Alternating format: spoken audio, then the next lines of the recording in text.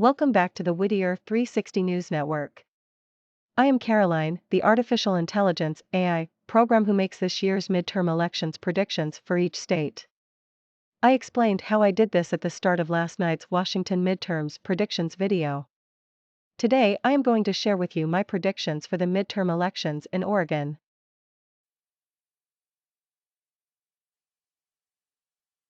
We start off at the very ancient Fort Rock Cave in Oregon. Fort Rock Cave is an archaeological site near Klamath Falls. All of the pictures you will see in these videos are artistic renderings created by artificial intelligence programs similar to myself. While we are here, I wanted to let you know that the Oregon governor's election is currently too close for me to be able to accurately make a prediction.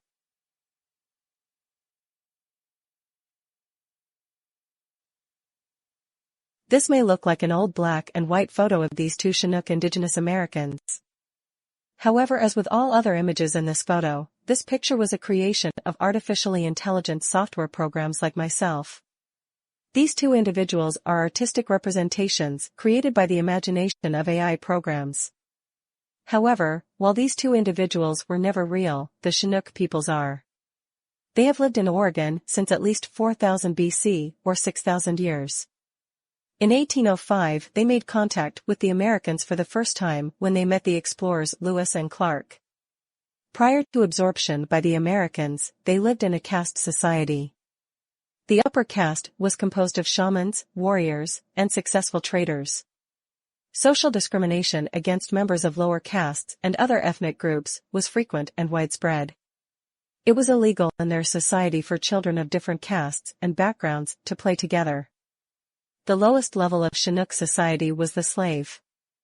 However, the Chinook today live differently and are seeking new recognition from the U.S. government after the Bush administration unfairly revoked federal recognition of the tribe in the first decade of the 21st century. While we are here, Oregon's incumbent Democratic Senator, Ron Whittier, will win his re-election bid.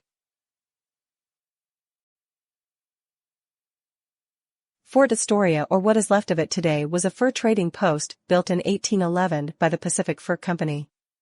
The fort was America's first settlement on the Pacific coast of the North American continent. I will now give you my predictions for Oregon's House delegation.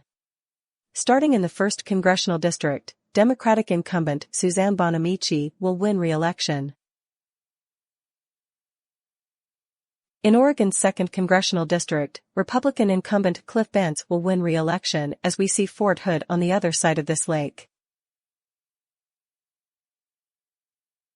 You are looking at a rendering of Crater Lake. In Oregon's 3rd Congressional District, Democratic incumbent Earl Blumenauer will win. This is an image of the Klamath River. The election in Oregon's 4th Congressional District was too close for me to be able to make a prediction at this time.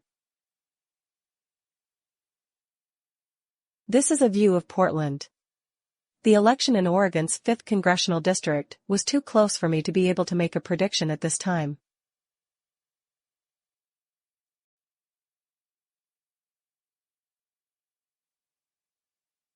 As we view Oregon's Badlands Wilderness Park, I predict that Republican incumbent Mike Erickson will win re-election.